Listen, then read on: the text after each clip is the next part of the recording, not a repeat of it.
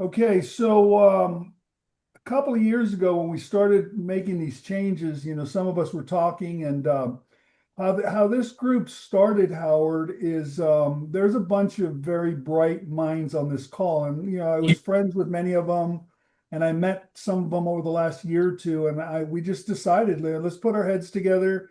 Two heads are better than one, so we started getting together and collaborating, sharing ideas, and Todd Bosler introduced me to Jody Orrell, and she was giving me some insights on how she, read your book and set up her system to mimic what you're doing. And she says, "But before I teach you anything, you got to read Howard's book." And I called Todd back and I said, "I can't remember the last time I was given homework. So, but I read your book. It was phenomenal. I've implemented, and so have many of the people on this call, many of your methods. So we're excited to hear about what you have to say. But to add some context to the meeting, if you would be kind enough, and actually, are you co-hosting, Casey? You need to No? mute. Yeah, please mute yourself, okay? Otherwise, because I'll mute everybody otherwise. But just to add some context to the meeting, if you'd be kind enough to kind of tell us your story, before you were the famous Howard Lashner. Then of course you're going to teach us your system, and I'd also like to hear what the future holds for you and what your goals and aspirations are. So at this time, I'm just going to go ahead and turn it over to you. So everybody, the phenomenal Howard Lashner. Thank you, sir. Thank you, thank you, thank you. I appreciate it. I'm excited to be here. I love Primerica. I want you to know that. I will be doing this for 1,000 years. I'm eternal. It's just who I am. And I appreciate the kind words, George, but the reality of it is that my background isn't anything special. When I started, I was 21 years old in the company. I was a 5-year freshman. I know it sounds impossible to be 21 and a 5-year freshman, but it actually is true.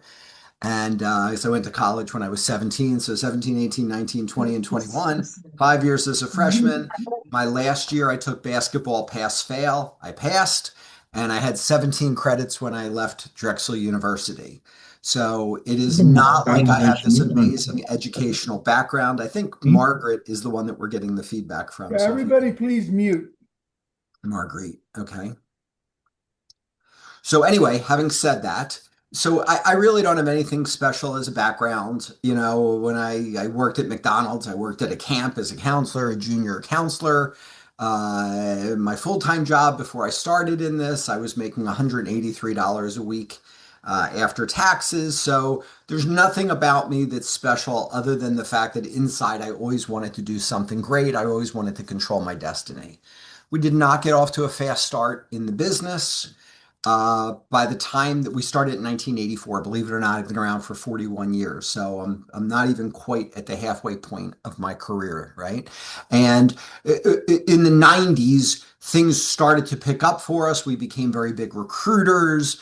My wife Maria was kind of the face of the business, and Joe Plumeri had her all over the place because he thought that she was Italian. She's actually Cuban, but he was excited about it because her maiden name was Melina. And so it was, we lived this celebrity lifestyle in the 90s because we were big recruiters and, all over the place, that type of thing. When 2002 rolled around, our son was born, who's the apple of our eye. But he was born with some special needs, totally threw us off of our game, totally changed how much time we could spend and where we could spend it and whatnot.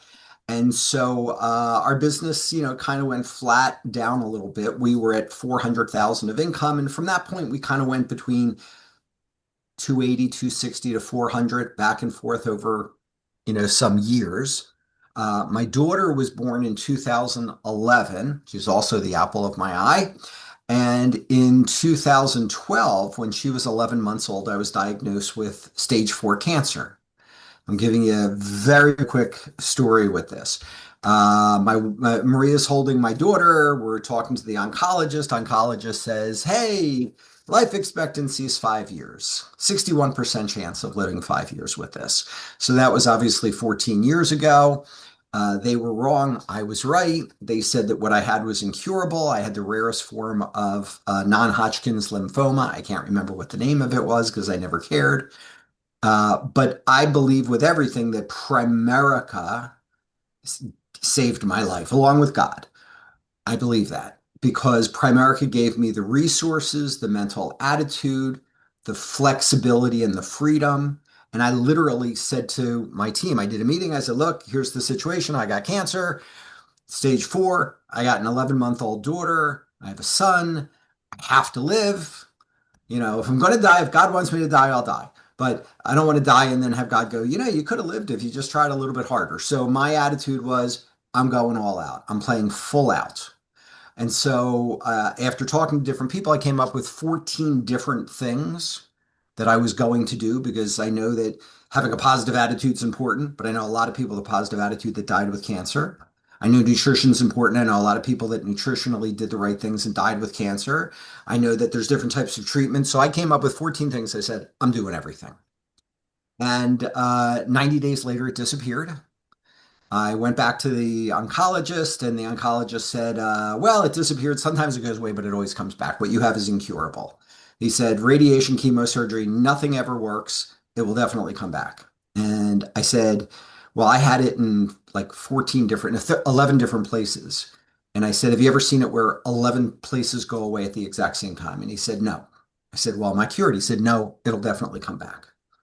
90 days later, I went back to him. He said, it's still gone. A year later, 2 years, 5 years, 8 years later.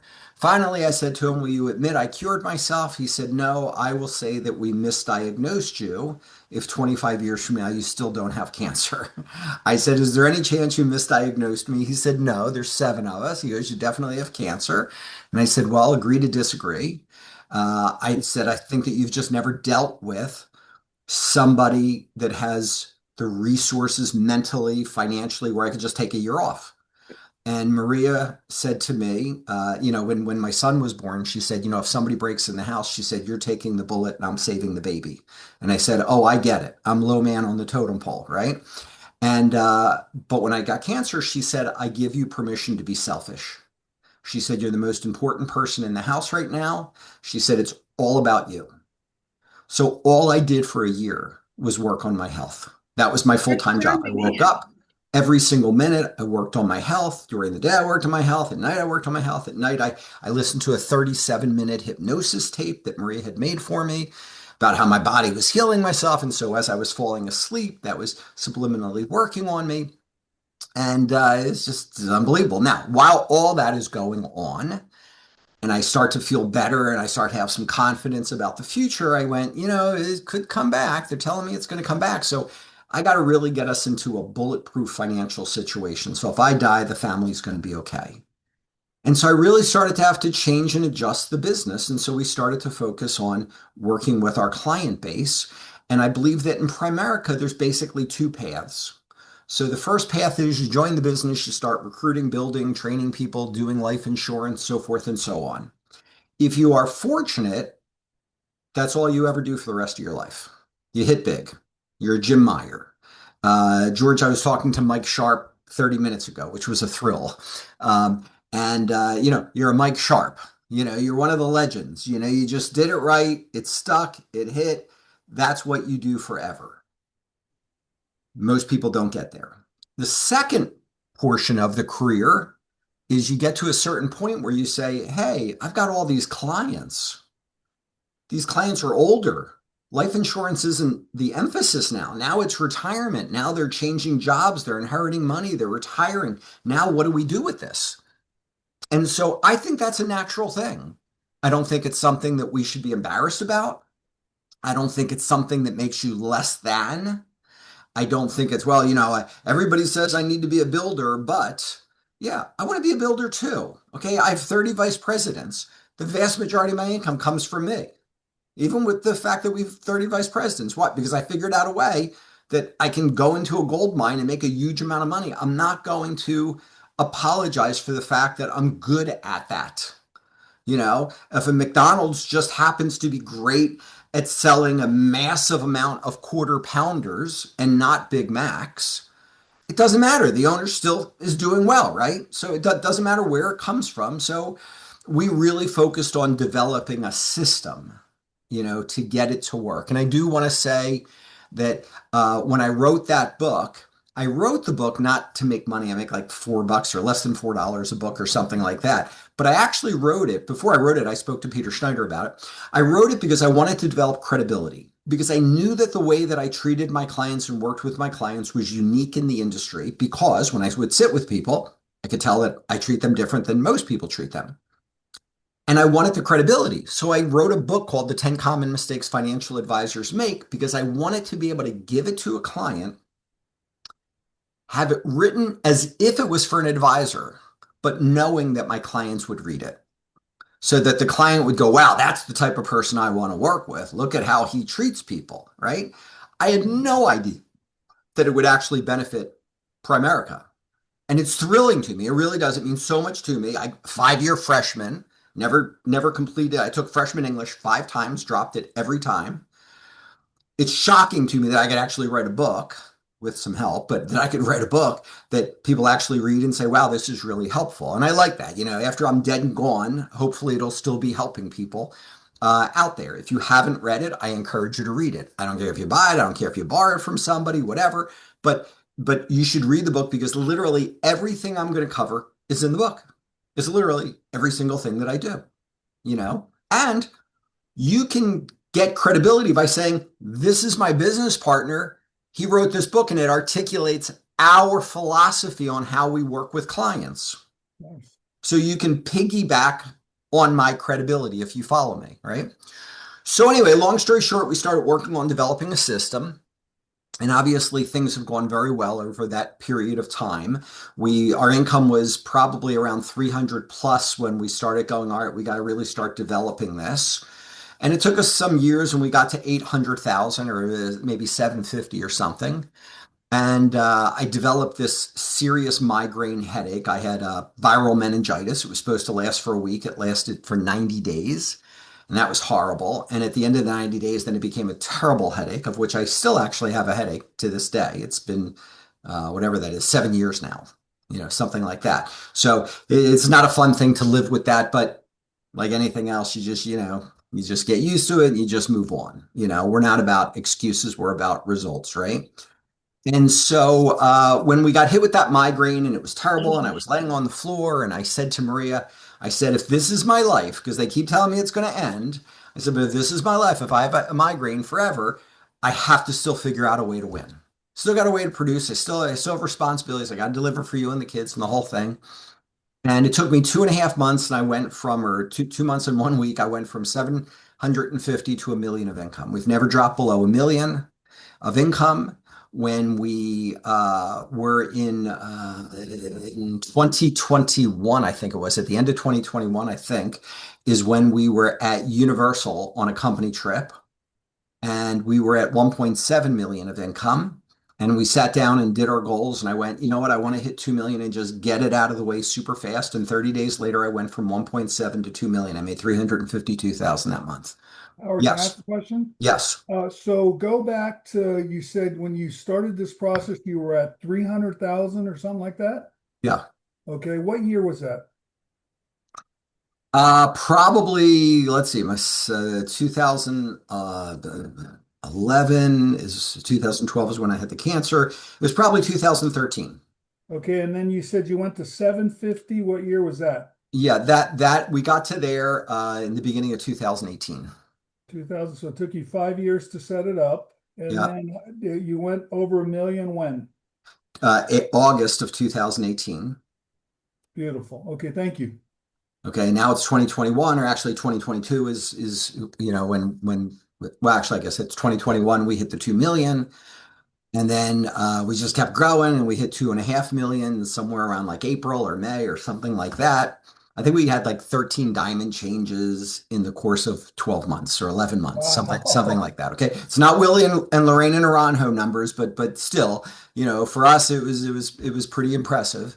And our income right now is somewhere around the $2 million range. We kind of came back from that a little bit because I don't work as much as I used to. I also bought a business I took that business from in the last 3 years from 260,000 to we're at 497. This month we'll go over 500,000 of income, so almost doubled that. But it's very, very simple. I believe that in 2029, between the two businesses, we'll make somewhere in the neighborhood of $3.5 to $5 million between those two businesses. Now, I said all of that because George said, give me your background, that type of thing. Now, let's talk about what I did or what you have to do. I have 4 simple steps that I do over and over and over and over and over again. And if you've ever heard of the Grateful Dead, people were deadheads. They would follow them all across the country, listening to the Grateful Dead sing their songs, right? Well, the Grateful Dead just kept singing the same things over and over and over again. Why? Because people kept paying. Once you find something that works, don't change it. The problem that most people have is they do something that works, then they talk to people and somebody goes, let me give you my line. Let me give you my line. The worst thing is wholesalers. Wholesalers constantly bombard you with new lines. Here's a new line. Here's a new, stay out of my head. The moment I have something that works, that's it. Until it stops working, I'm not adding anything. And so I'm constantly refining to get something to be the simplest possible thing, the least amount of words. So what are my 4 steps? Okay. Step number 1, get a client.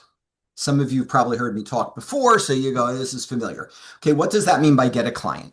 You hire somebody in the business, you train them, you get a referral, you go out there, whatever, anything that we're doing in the business, ultimately, we need to get a client, right? We want to get the person promoted, we want to turn them into a crusader, we want to get them a bonus, you want to make money, whatever. It all involves getting a client, okay? So that's the first step. Step number 2, and I'm going to give you more color in a moment with this. Step number 2, retain the client. It's not good enough to get a client. We have to have a system that retains them, that keeps them with us. A lot of people in Primerica, which you probably know, run huge base shops. They do huge amounts of business, and the business comes and goes super, super, super fast, right? And that's happening because they haven't put an emphasis on retention. They haven't put a retention system in place. Number 3, expand the relationship with the client. People come in from McDonald's, hamburgers, shakes, and fries, in the beginning, and Coca-Cola in the beginning. And then McDonald's said, let's get them to come in earlier for breakfast. Let's get them to come in for coffee. Let's get an Egg McMuffin. Let's do this. Let's do that. They kept expanding it. Amazon used to be just, books, and then books and tapes and DVDs. And they kept saying, hey, let's expand the relationship. We can't be satisfied having a one-dimensional relationship with a client. A one-dimensional relationship, meaning they have one product, one account with you, whether it's life insurance, doesn't matter. Okay, that is an easy thing to get picked off. The more you do with a client, the stickier the relationship becomes, the less likely the client is to leave you. Step number 4, get them to enthusiastically introduce you to others. This has been a big key to the success of my business, which is I don't say to somebody, here, I'm going to do a great job and then just hope that you're going to introduce me. I'm very specific in how I get people to enthusiastically introduce me to others. So I'm going to go through those 4 steps with you. So let's go back to step number 1, get a client. Well, part of getting a client the right way, in my opinion, is simplifying your language. Use stories, use analogies. There's certain things that you say over and over and over again. The rule of 72, the theory of decreasing responsibility, what a mutual fund is, what a bond is, whatever. Figure out the simplest, easiest, shortest way to explain it, and then never change. So in my book, the very first chapter, I said the biggest mistake that advisors make is they use industry jargon. Now, why do they use industry jargon? There's 1 of 2 reasons. Number 1, they want to impress the client. Look how smart I am. I can use a word that's got 4 syllables in it. Okay. Or number 2, they're trying to baffle the client with bullshit. That's how cash value agents work, right? you know? Don't look at the man behind the stage. It's a shell game. Hey, you get this and you get this, blah, blah, blah, blah, blah. Okay. We don't want to do that. We want to be the person that when the client, when we leave, the client says, wow, this is the first time I've ever understood this. Remember, people don't remember what you say, they remember how you made them feel. Make them feel confident, make them or help them feel smart, intelligent. Nobody wants to feel stupid. Oh, I'm terrible with money. I'm terrible with numbers. I don't understand any of this stuff. If you can simplify it so they can say, wow, I get it, you've won. So, what's an example? I'm going to give you 6 examples of the things that I do. So, first, we'll start with bonds. Okay. Bonds are something that when you're doing business, you tend to talk about bonds, right? You have balanced portfolio, an income portfolio. They have something, they have a target date retirement fund. We wind up having to talk about bonds at some point. True? Shake your head if you agree. Okay, so we're going to talk about bonds. Does the average person understand what a bond is? No. You say to somebody, you go, what's a bond? And they go, well, I mean, I kind of know. It's like a stock, but it's more conservative, you know? And they really don't have any idea. So here is how I explain a bond the same way every time for years now. Okay. So let's say I'm talking to Joe, and I believe your last name is Clavin, or is it Clavin? Clavin? Clavin. Clavin. Okay. Just like Lavin. Okay. Very good. All right. So Clavin. So let's say I'm talking to Joe and I bring up the thing about bonds. I'll say to Joe, let me give just a quick 30-second story on what a bond is, just to make sure that we're on the same page, okay? Joe, imagine for a second you have $10,000 in a savings account and you're getting 1%. I'm your friend, your neighbor, I live across the street, and you have $10,000, you get 1%, and I need to borrow $10,000. So I go to the same bank you're doing business with and I say, hey, can I borrow 10,000? They say, no problem, 10% interest.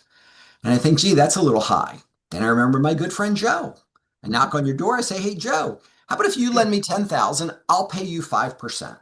You'll make more, I'll pay less. Everybody wins, we cut out the bank. And Joe, what you would say to me is, how do I know you'll pay me back? And I'd say, don't worry, I'm going to write you an IOU. That's what a bond is. Except instead of an individual borrowing money, it's a company. That's called a corporate bond. A municipality, municipal bond. The government bond or treasury bond, that type of thing, or savings bond, right? And so when people say I bought a bond, they really didn't buy it. They really lent money. A bond is just somebody lent money and it's an IOU. Super simple. Guess what Joe says? Wow, I never understood that before. 100% of the time when you do that, somebody will go, oh, okay, I get it. Y'all on the same page here? That's a very empowering thing. So I do that at least twice a week. I'm using that story, that example. Okay, what's another thing? A mutual fund. Okay, we do a lot of business with mutual funds. Wouldn't it be nice to be able to explain a mutual fund? I'm in California a couple months ago doing a big event with Mario Arizon, and he's got all these wholesalers up on stage. And one of the wholesalers says, yeah, so let's talk about mutual fund. A mutual fund is, and he has this legal definition with these big words, and he's shaking his head, and people in the audience are shaking their heads, and many of those people weren't securities licensed. And I'm thinking, they have no idea what he just said. I'm confused by what he said. So I stood up and I said, let me translate what he just said. Here's what a mutual fund is. A mutual fund is a professional money management company. You can give them $50, 50,000, 50 million. They take your money, they put it in a big pot with tens of thousands of other people's money. Small mutual funds manage $1 billion. Big ones can manage hundreds of billions, so they're massive. Then they have full-time money managers that live, sleep, and eat managing your money. Good money managers can make over $1 million a year in performance bonus alone. So there's an incentive for them to do well for us. So in concept, it's a great It's a great investment. The challenge is there's 15,000 mutual funds. So there's the good, the bad, and the ugly. So we'll talk through how to make sure that you're matched up with the right one. Make sense? Now, wasn't that super simple? Keep it simple. Keep it simple. Okay. Um, okay, I live in Pennsylvania. Okay? I see Ted. Ted, you live in Jersey, so do not take offense to this story. Okay. But back in the 1970s, the Philadelphia Eagles were playing the New York Giants. The Giants were playing at the New Jersey Meadowlands Stadium. And at the end of the game, the Giants were up, I can't remember, 4 or 5 points, something like that. They had the ball. There was a handful of seconds left. All the Giants had to do was hand the ball to the quarterback. The quarterback takes a knee. Time runs out. Game's over. Giants win. There's nothing the Eagles can do. But instead of that, what the Giants chose to do was they chose to run a special play trying to run up the score. And what happened is they fumbled. And a player on the Eagles, Herm Edwards, picked up the ball. And to the astonishment of everybody in the stands, he ran it all the way into the end zone with no time left on the clock, and the Eagles won. Well, in the Pennsylvania area, we call that the miracle at the Meadowlands. Ted, you will not refer to it that way, okay? But in our area, we refer to it as the miracle at the Meadowlands. So why do I tell you that story?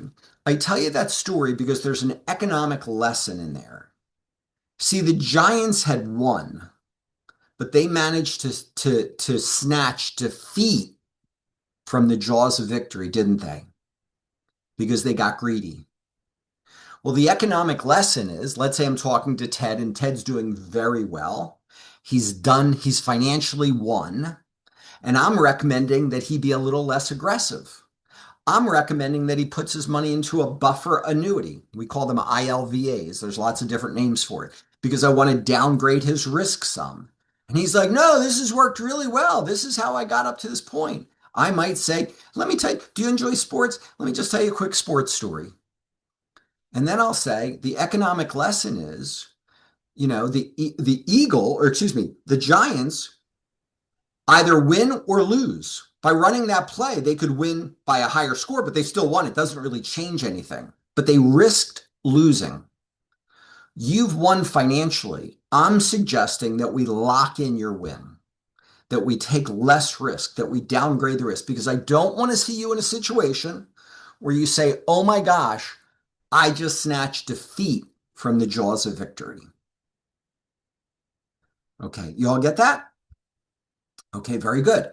Let's go to another one. Okay, let's go to the Lincoln has a plan called a fixed indexed annuity. And I'm going to paint with broad brushstrokes. This is not 100% accurate because they're constantly changing the way they calculate the interest rates. So I'm going to use it based upon 2 months ago. I'm at the Mario event. Lincoln guy stands up on stage.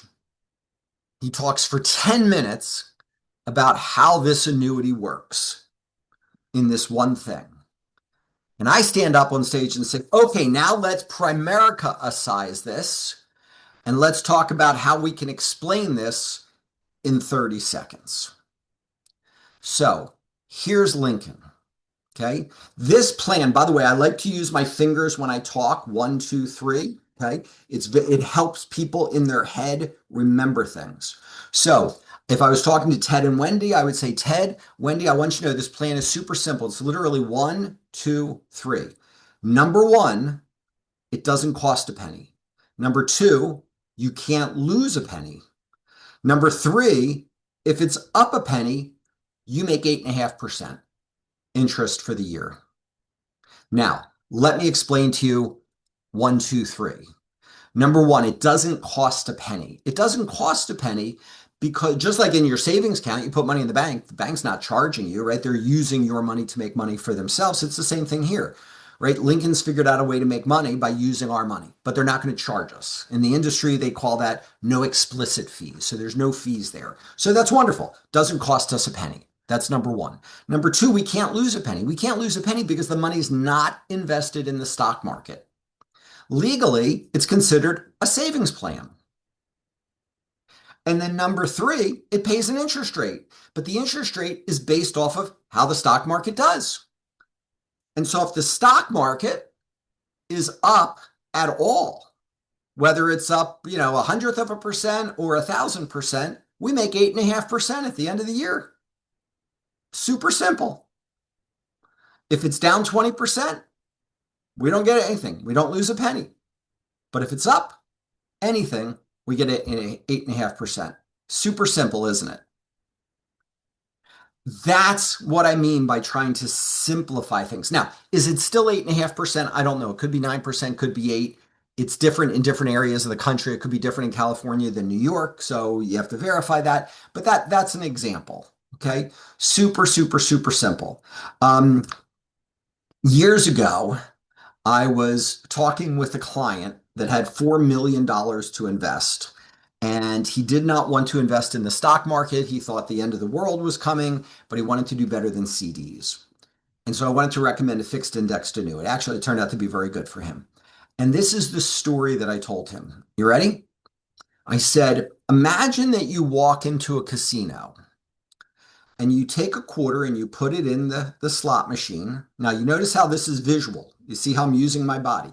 You put the quarter in, you pull the lever back, you see everything turning, and you lose. And all of a sudden, the quarter comes rolling back down at the bottom of the machine. And you kind of look around and you're like, huh? Why did I get my quarter back? I lost. And you feel a tap on your shoulder. And it's a hotel employee. And the hotel employee says, by the way, you're at the one machine in the entire casino that if you lose, you get your money back. Tell me, Ted, would you ever play any other machine at that casino? Of course not.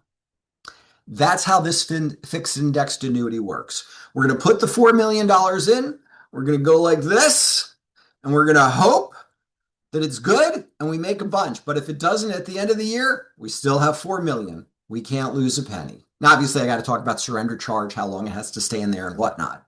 But said that to the client. Client went, great, sign me up. Put 4 million in, made $124,000 just like that. I probably had 6, 8 times that I've made over $100,000 working with one client. All because of these simple things. All right, let's move on. Next thing. This is the last example I'm going to give you. This story I'm going to tell you, this example I'm going to give you, I have been paid $5 million, $6 million, $7 million. I don't know. It's a lot. Okay, millions of dollars because of this one thing. I call it my 6-minute buffer story. So in Primerica, we work with Corebridge, which is being bought by another company. We work with Bright House. We work with Lincoln. We work with Equitable. Equitable used to be AXA. AXA invented the buffer annuity. Now it's called ILVA or an RILA, a RILA. I call it a buffer. That's how it was explained to me when they first brought it to us. I've never changed it. That's the generic name for it. Okay. And it makes the most sense to a client. ILVA sounds super complicated. That will never come out of my mouth with a client. So 4 companies, they all have their own version of how things work. Okay. I don't get caught up in all the bells and whistles. Every company's trying to figure out a way to get you to go, oh my gosh, that's so much better than somebody else's. But in the end, it really comes down to 3 moving pieces. And so if I don't care what the company was, okay, so I'm going to just call it XYZ company, and I'm going to make up an example. Okay, I'm going to assume that all of you have some understanding of how a buffer works. Shake your head if that's true. Okay, very good. So I'm going to make up an example that we're using the S&P 500, which by the way, it's the only thing I ever do is S&P 500. Why? It's super simple to explain. It's totally transparent. They can find it in 2 seconds. They turn on the TV, they see it. And history has shown us that it does very, very well. So I use the S&P. That's it. Nothing else. I use the 6-year. That's it. Never 3. There's so much risk in the 3-year. Nobody realizes it, but they do. But there's a lot of risk. I use 6-year because when I'm selling the buffer, I'm selling the protection, the lowering the risk. The 3-year does not accomplish that. So I do the 6-year 100% of the time. And then I'll do 20% protection buffer or 25 if it's Bright House. A couple years ago, Lincoln at 30% protection had a super high cap rate. That was fabulous. They don't anymore. So pretty much it's 20% or 25 is what I'm dealing with. I'm going to give an example of 20% and 100% cap rate. You got that? Now you can adjust this, every couple weeks these things change. So I'm going to do it this way. So let's say I'm sitting here and I'm talking to Dawn and George. Okay. I'd say, Dawn and George, let's say they have 500,000 and I want to put 300 into a buffer. I go, Dawn, George, I'm going to recommend for this portion of your money, the old 401k that's got 300,000 in it from your company, that we roll that over into something called the buffer annuity IRA. So first question, and it's with a company XYZ. Have you ever heard of XYZ? No. I take 2 seconds, I explain it. Yes, whatever. Have you heard of a buffer annuity? They always say no. I go, okay, it's super simple. You're going to love how simple this is. By the way, that's called pre-framing. You're going to love how super simple this is. It's literally 1, 2, 3. Now, if I'm in front of them, I'm writing this. If I'm online, which 99 times out of 100 I do Zoom now, I tell them to write this down. So please write this down. Okay. So let's say Dawn's taking notes. I say, okay, Dawn, it's XYZ company. It's called Buffer Annuity IRA. Number 1, I'd like you to write this down. There are no fees. No fees, no fees, no fees. No fees in the beginning, no fees in the middle, no fees at the end. There are no fees. Now, many times, George and Dawn, people will say to me, well, there's got to be hidden fees. They got to make money somehow, right? So the way I'd like you to think about it is when you have money sitting in a bank account, a savings, you're getting 1%, 2%, 3%, whatever. You don't say to yourself, where's the hidden fees? You say, I get it. The bank's using my money to make money for themselves. Same thing here. XYZ company has figured out a way to use our money to make money for themselves, but they're doing it without charging us fees. Does that make sense? Very good. Excellent. In fact, the funny thing is in the industry, they actually call it no explicit fees. So I'd like you to put a little explicit between the no fees. No explicit fees. That's a fancy way of saying that we accept the fact that they're making money from our money, which we understand. They're not being altruistic. Of course, there's something in it for them. But it's nice. There's no fees. So that's a win. That's number 1. Number 2, I'd like you to write this down, Dawn. It's a 6-year plan. And what they do is they take a picture of the S&P 500 the day the plan goes live. The S&P stands for Standard and Poor's.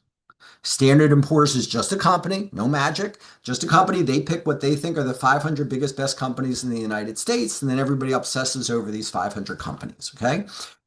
There's thousands of companies, but the concept is these companies are so big, so strong. If they're doing well, everybody's doing well. If they're doing poorly, everybody's doing poorly. That is not totally true.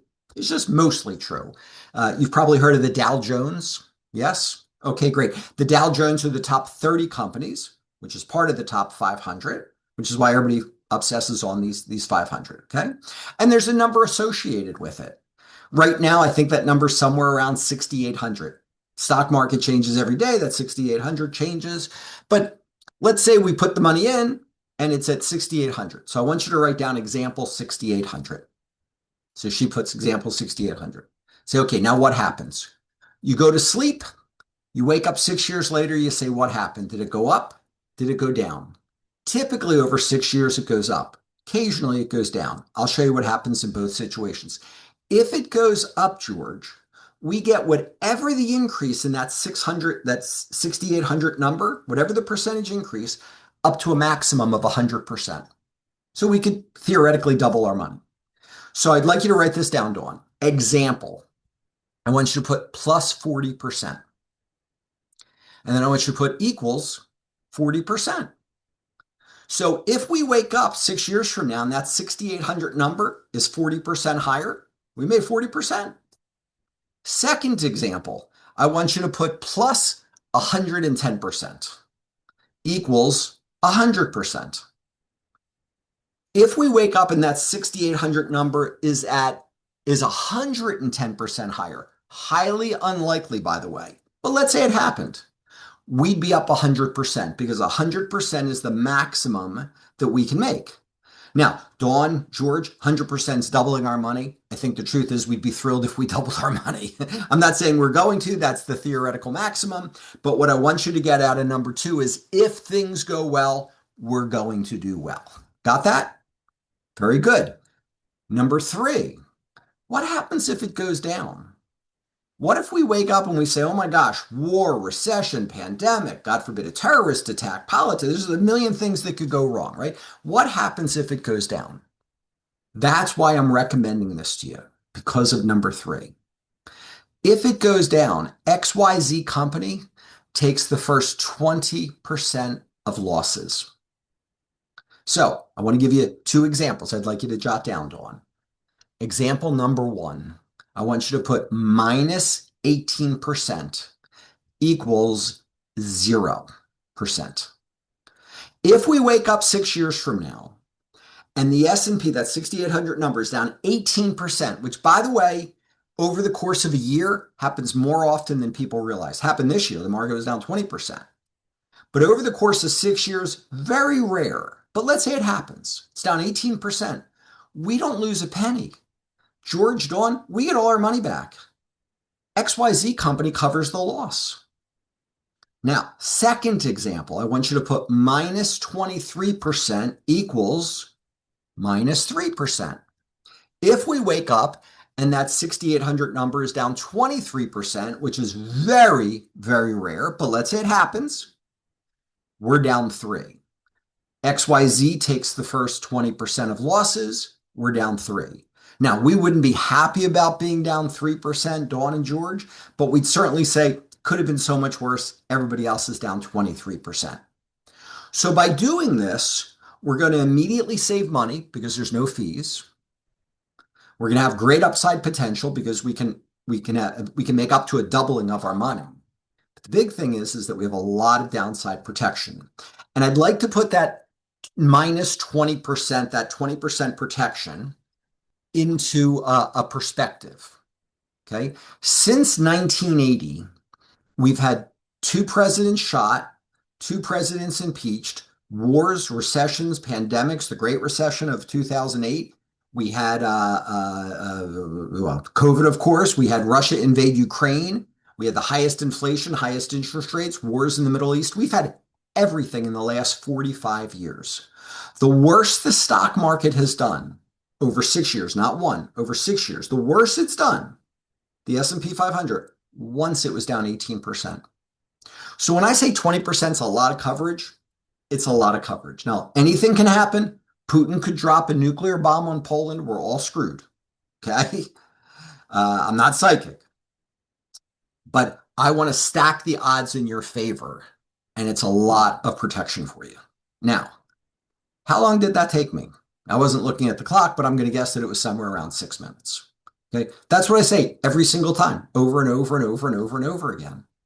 And I definitely have more business than anybody else does in the company in this area. I probably have somewhere around $180 million of buffers on the books. It's huge. And it didn't start like that. It started with me doing a 50,000 and a 25 and a 75 and 100, whatever. But I started to get a rhythm to it and I started to work on the way I explain it. And once I hit on it the right way, it's the only way I explain it, the same way every single time. Wholesalers talk to me, oh, let me give you an idea. I don't need your idea. Everybody says yes to me. That's it. I don't want to snatch defeat out of the jaws of victory, right? I've already won. I know if I explain it this way, I'm going to win.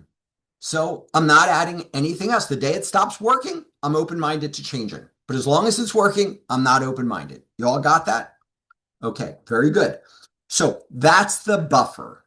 Now, the great thing about the buffer is at the end of the 6 years, what happens? So at the end of the 6 years, they have 3 choices. Choice number 1, take the money out, pay the taxes, be done with it. Choice number 2, say I don't need the money, roll it over into whatever is appropriate. Choice number 3, spend some money, save some money. That's it. Now, how long did it take me to explain those 3 options? 10 seconds? Okay, watch this. I sit with a client. Let's say I sit with Ted and Tracy, and we do business the first time, and I invest $250,000 for him. I'm going to get paid $7,750 as a vice president, 3.1%. Okay, so $7,750. How long did I take with Ted? Well, first visit, second visit, who knows, 4, 5, 6, 8 hours, whatever. Okay, still good money. Maybe I made $1,000 an hour. Okay, you all get that? Now, it's 6 years later. Ted's 250s turned into 500. I call Ted. I say, Ted, by the way, I've done this 3 times this week. Ted, this is a good news phone call. He goes, really? I like good news. What is it? And I go, well, 6 years ago, we opened up an account with Lincoln, with Corebridge, with Equitable, with Bright House, whoever it is, right? And it has done amazing for us, and it is maturing at the end of this month. We put in 200 and it's worth almost 400 now. We put in 5, it's worth 8, whatever the thing is, right?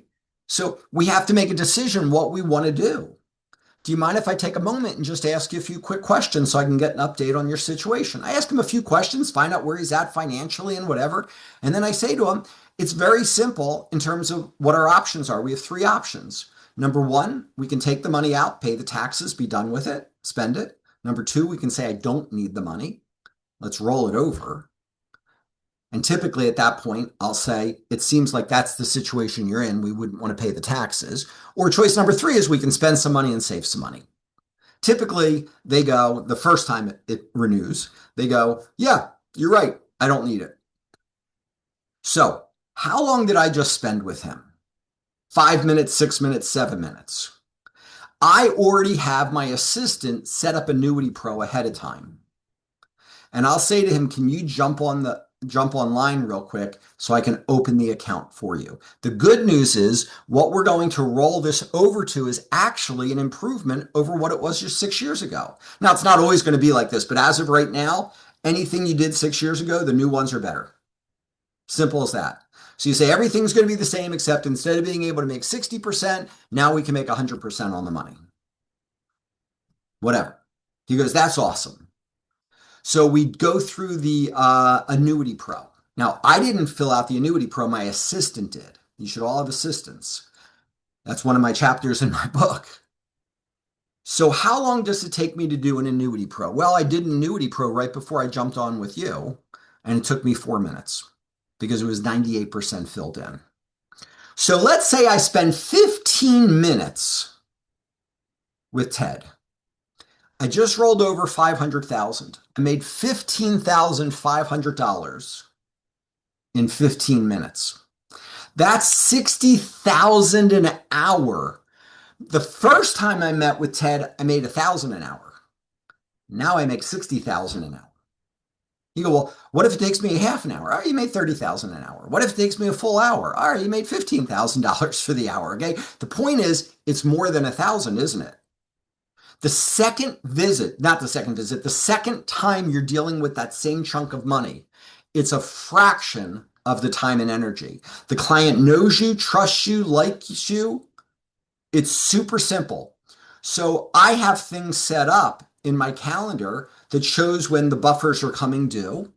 And in 2029, I have over $50 million, probably it'll be over 60 at that point, but let's say $60 million of buffers that are coming due. If all 60 million renew, I'll get paid $1.8 million in a part-time job, because literally it'll be part-time to do that, okay? If half of them, which it'll be much more than half, but if half, that's $900,000. So I expect to make well over $1 million in 2029. No new business, no anything. Just calling up people going, hey, I got good news call. Here's how it works. Super simple. Okay, y'all got that? Yes? Okay, very good. All right, let's move on. Now let's go to retain the client. Okay, we want to retain the client. What does retaining the client mean? Retaining the client basically means this. Okay, when you work with a client, if you say to them, here's my business card, if you ever need something, call me, you're going to lose them. That is not retaining a client. Retaining a client means that there's contact. I want you to think of Amazon. Buy something from Amazon. How quickly do you get an email from Amazon? Pretty darn quick. You get an email that says, this is your order. You get an email that says, there's other things you could buy. You get an email that says, hey, why don't you buy something else from us? You get an email that says it's on the way. You get an email that says it was delivered to you. There is a lot of contact. There's lots of different ways that we can stay in contact with our clients. Email is one of them. The company has CRM. They have these email campaigns. I use all of them. Do I think that that's the key? No, but it's free, so I use all of them. The key is a voice. Doesn't have to be your voice, but it has to be a voice. Every 90 days, every single one of my securities clients, and every 6 months, every one of my life-only clients gets a phone call. Not from me, from one of my assistants. I have an assistant that we hired earlier this year. This is all she does is make calls.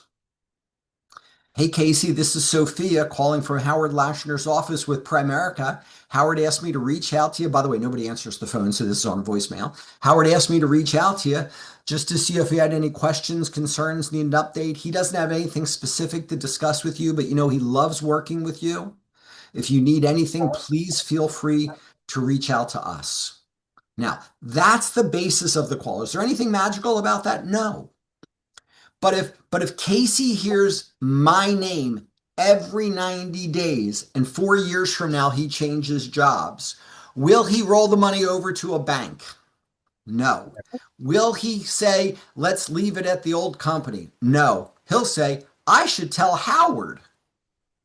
I should get Howard's advice on this. I have clients I haven't talked to in years. And literally, I jump on with them and they act like we talked 2 days ago. Hey, so good to see you. Yeah, so this is what I'm thinking. And I know you're watching my money and you've done a great job. And I haven't talked to them at all. So you need a 90-day call. Now, at the end of that call, there's actually one more thing that my assistants add. And every 90 days, they vary this. Okay, this is the most powerful one, though, I'll give to you immediately. At the end of the call, when they're about to say, if you need anything, let us know, they'll go, oh, by the way, Howard wants to know, is there any investment or retirement accounts that you have that should be reviewed or that Howard should be made aware of?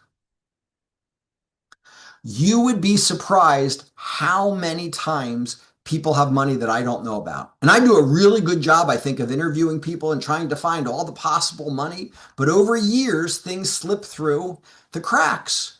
And so my assistant will give me a sheet at the end of the day, Sophia, and there'll be 5 or 6 names on there. And it'll be, here, this person's got an old 401k. This person's got this person's got that. And I just call up and go, okay, let's do this. Let's do that. I'll have my assistant help you, whatever. If the account's already open and it just has to be rolled over, it's super simple. If we're not doing that, then it's Howard wants to find out if you need to get a quote to verify your coverage and pricing on your car or homeowner's insurance policy. If we're not doing that, Howard wants to make sure you have an updated will, living will, power of attorney. If not, call us. We'll show you a very simple solution for that. Want to make sure that you have proper identity theft protection. Call us if you need. So we're always saying something at the end of the 90-day call, and it generates business. And that pays for the person to make the calls for me. How cool is that? So people go, well, I can't afford an assistant because it's going to cost me money. Well, that's why you can't afford an assistant, because you don't have one. Okay. I don't want to get wet until I know how to swim. Doesn't work like that. Okay. You have to have an assistant. You have to have people that are doing things for you. And again, in the book, I have a whole chapter on that, why it's so important for you, but you absolutely have to do it. An assistant makes you money. They do not cost you money. Okay, now let's talk about expanding the relationship.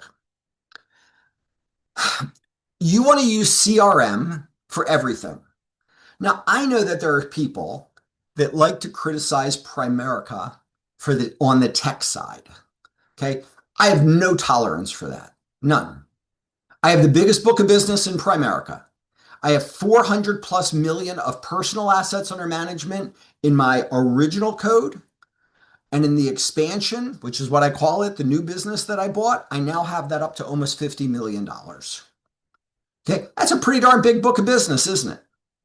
And people are going, oh, you don't understand how difficult it is because Primerica doesn't have this, Primerica doesn't have that. Hire somebody to handle it for you. Stop complaining. Go work with clients. Go make money. I can't believe how much time people spend trying to fix Primerica. Primerica's just fine. Just fine. Get married. Try to fix your spouse. See how well that works. Okay, that's frustrating. Use the serenity prayer. Just accept it. This is it.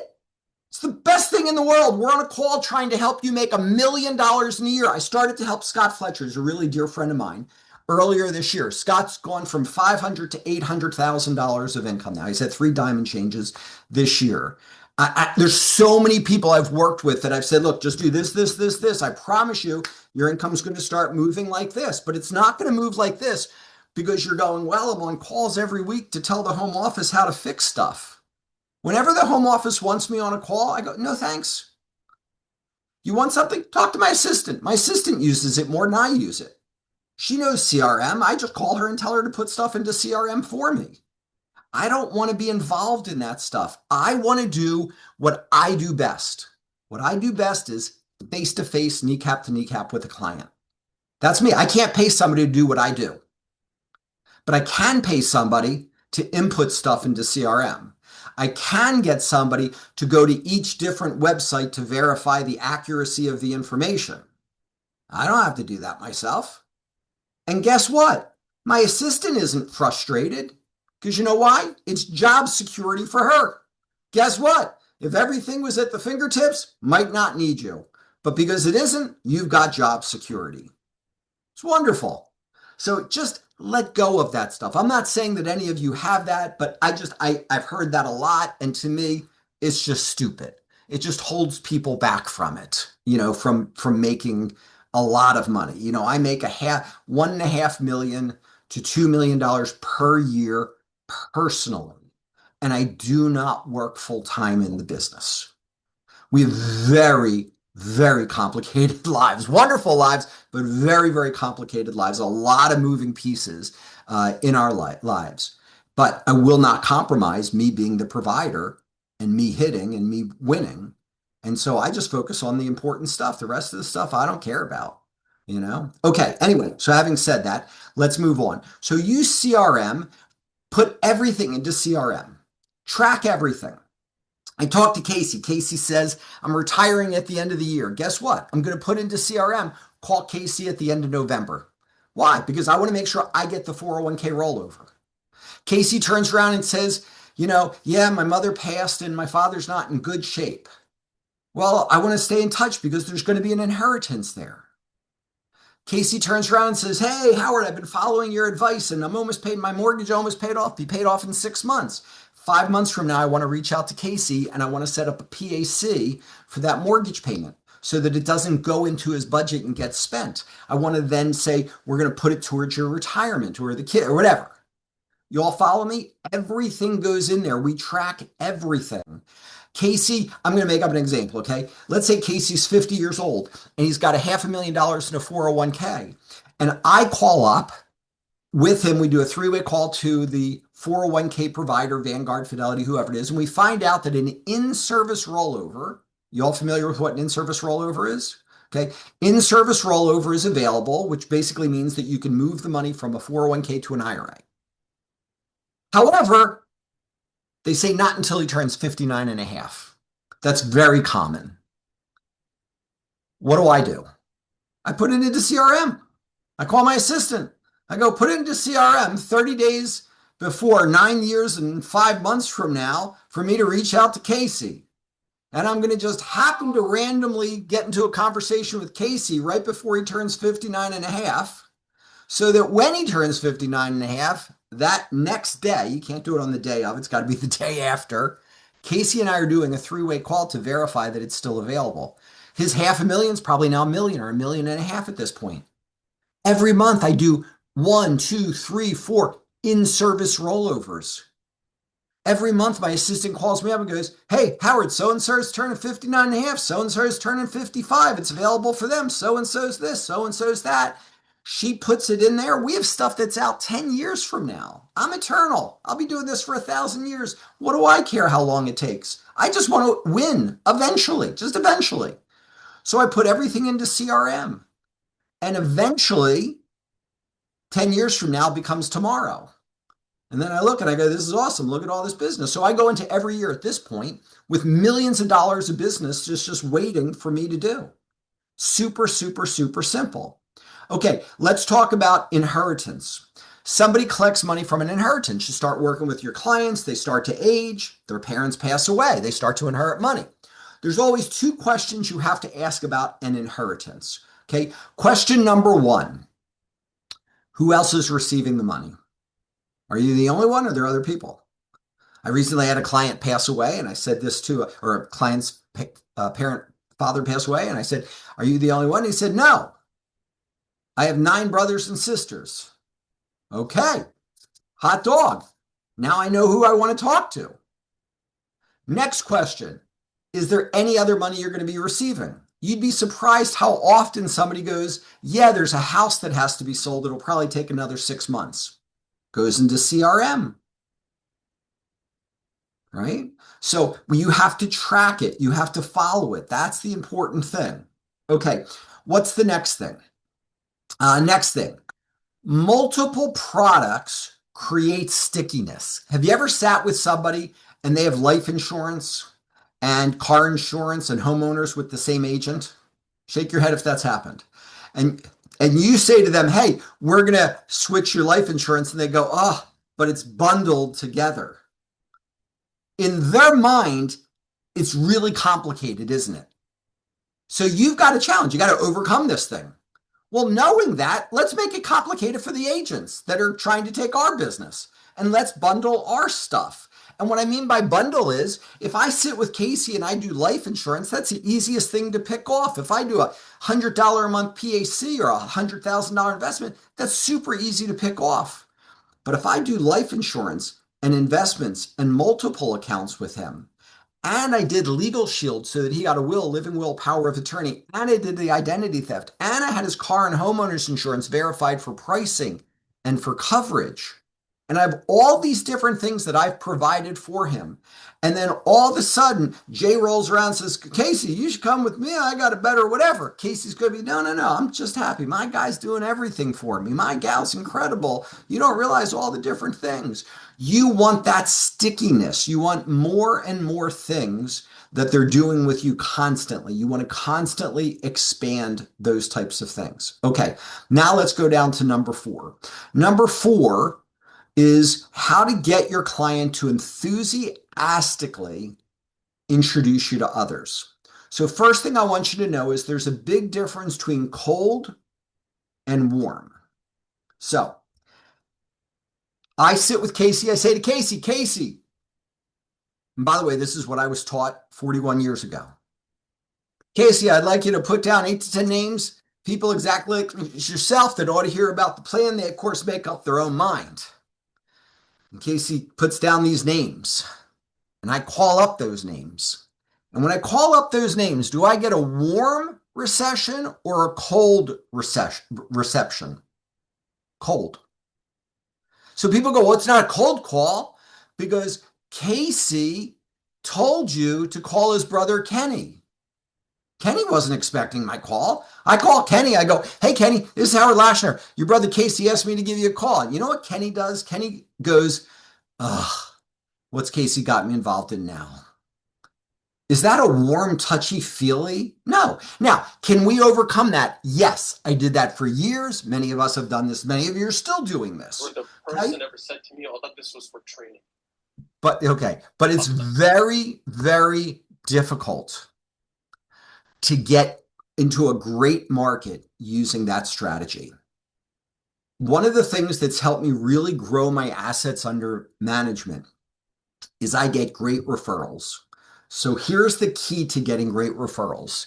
Step number 1, you have to casually, throughout the course of the first interview, that's what I call it. Some people call it a presentation, some people call it an appointment. I call it an interview because that's what Art Williams called it.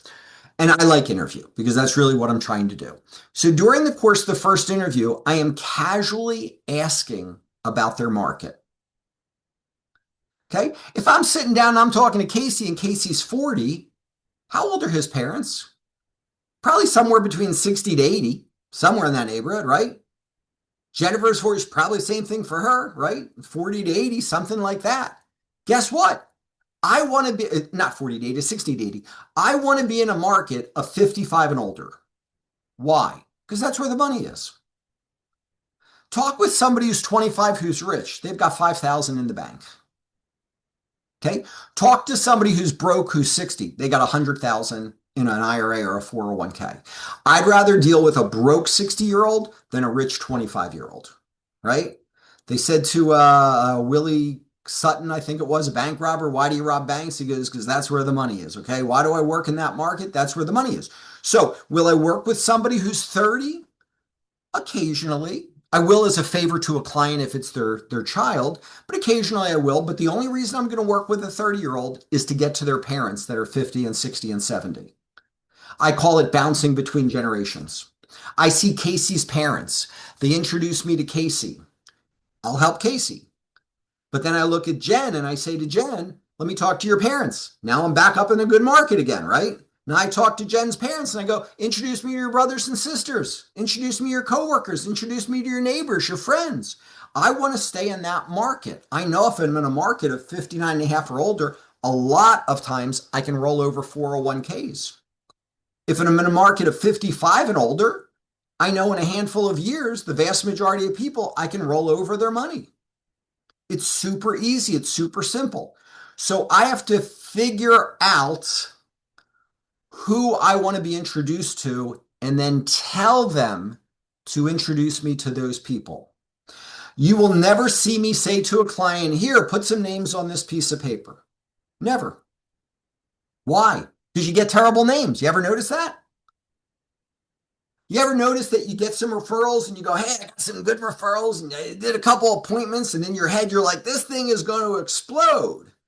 And then a month later, you're like, I got nothing. I got to start all over again. Why is that? Because when you say to somebody, put a name down here, guess what they do? They go, you know, my nephew just got out of jail. He's in a halfway house right now. He's living in a basement, doesn't have a dime to his name. But I think it's important that you talk to him because one day he's going to have $25 to put into a Roth IRA. And I'd like him to know, even if he doesn't do it with you, I'd like him to understand how it works. So here, you should talk to my nephew. Well, listen, I don't mind doing charity work when I'm working with a charity. But when I'm working in my business, I don't work for free. You don't say to an electrician, oh, this person really needs your help. Go over and do that for free. Nobody would do that. So don't treat yourself like that. Okay? I love helping. I love doing giving. Okay? Marie and I give 6 figures. We love it. We're constantly talking. I was talking to Mike Sharp earlier today. I literally, when I was talking to Mike Sharp, the first time I was talking to him, I said to him, is it okay, Mike, to pray to make a lot of money because I want to give so much away? And he said, yes, it is. He's like my religious Sherpa here. And he said, yes, it is. It's okay. I would say, well, that's good because I do pray to make a lot of money because I want to impact a lot of lives. And we'll come back to that in a moment. But I have to make sure I stay in the right markets. So if I'm sitting down with George, interviewing George, I'm going to talk to him about, tell me, George, are your parents still alive? Tell me, do you ever see a time that you're going to be financially responsible for them? Now, he thinks I'm asking that because I want to make sure that it's not going to be a financial drain on him. In reality, I'm asking him because I want to find out if his parents are somebody I might want to meet with. So I say, do you think you'll ever have time you'll be financially responsible? He goes, no, my parents are fine. I go, oh, that's wonderful. Is it because they have a pension or just because they were smart with their money? No, they're pretty smart with their money. Wonderful. I log that in my head if I'm face to face with them. Or if I'm doing Zoom, I literally write it on the piece of paper. George's parents, right?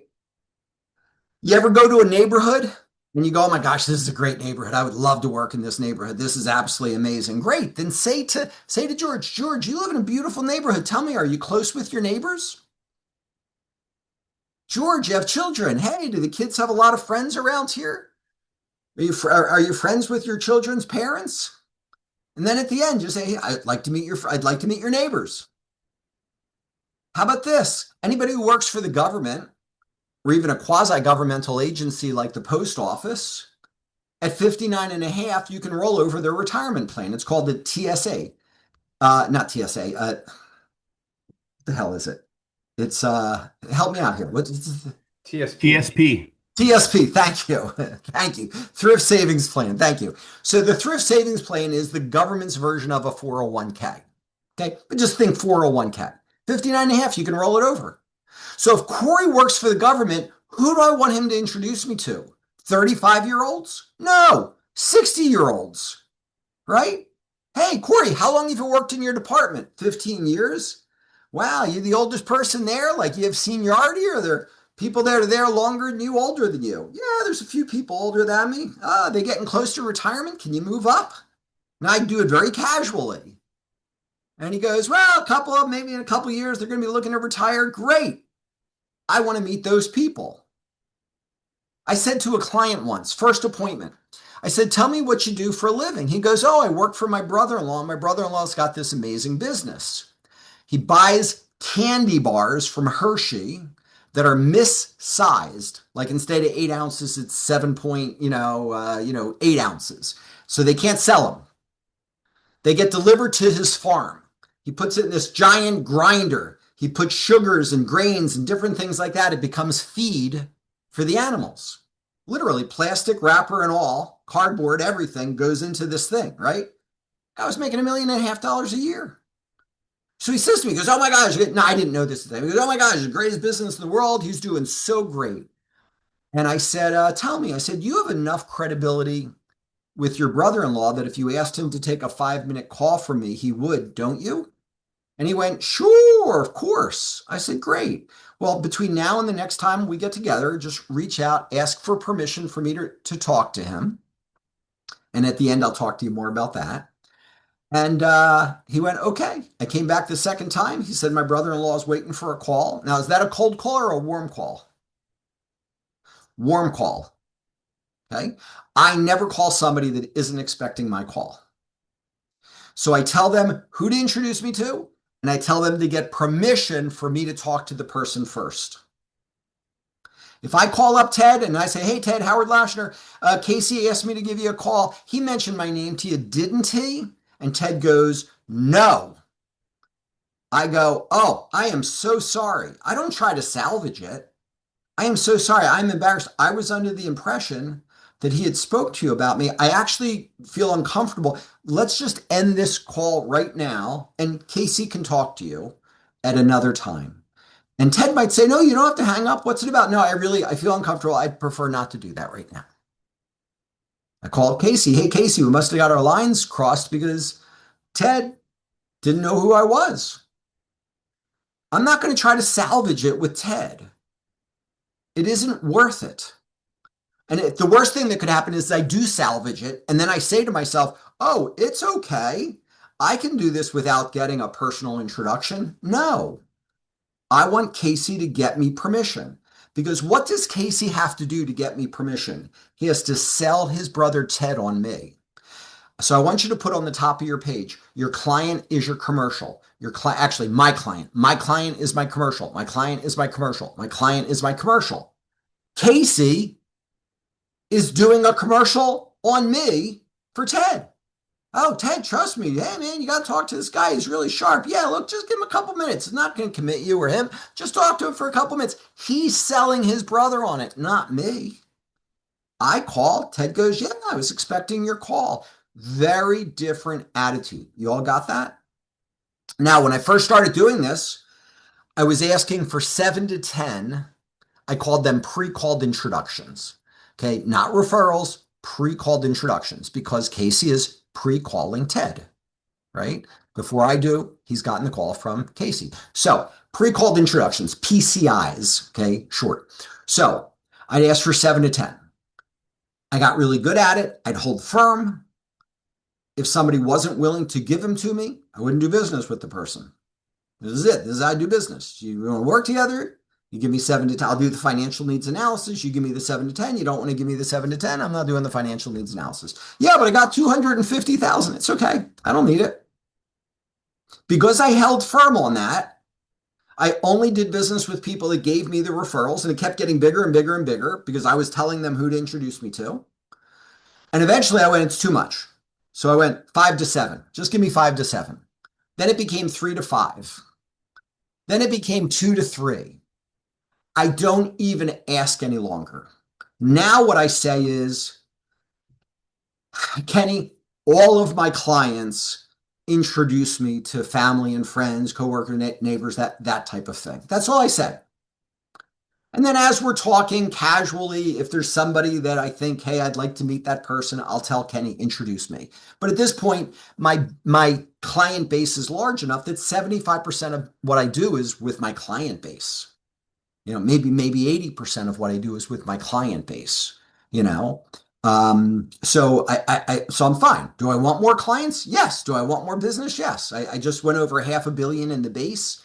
I want to be the first one to go over $1 billion in the base. I have goals. I want to, hit whatever, but I don't have to ask for 7 to 10 anymore. But if you ask for 7 to 10 and you hold to that, I promise you, it will compound out for you. Getting the 90-day calls, following up with your clients, doing the right things, using CRM, all of those things are the types of asking about the in-service rollovers, telling them who to introduce you to. All of those things will generate business for you. And it creates a wow experience. Your clients will feel good about you. The vast majority of your clients that have an account with somebody else, when you meet them, what they say to you is, I haven't heard from the person in a long time. They've been abandoned. The moment they've been abandoned, you can swoop in and take it. Well, learn from that. Don't abandon your client. I almost called my book, Keep Your Client Happy or Somebody Else Will. That's my philosophy. Keep your clients happy or somebody else will.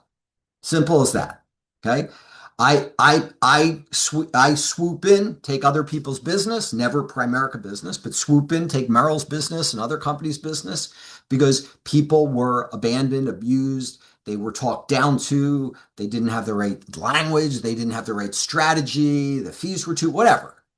I make sure I treat people different. I make sure that I have great administrative help to do stuff for them. I don't have to do it. If somebody dies, and somebody goes, yeah, I'm dealing with my mother's estate right now. Okay, I'm going to have my assistant, Christina, help you.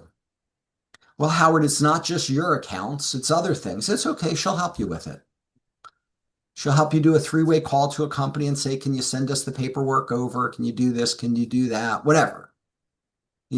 We try to do everything for or with our clients. What people don't realize about me is they think I'm this great salesperson. And in reality, it isn't that. In reality, what it is that I've set up a system that makes clients feel appreciated, and I've made it difficult for them to want to leave because they know that I treat them with kid gloves, that somebody dies, we send a basket out.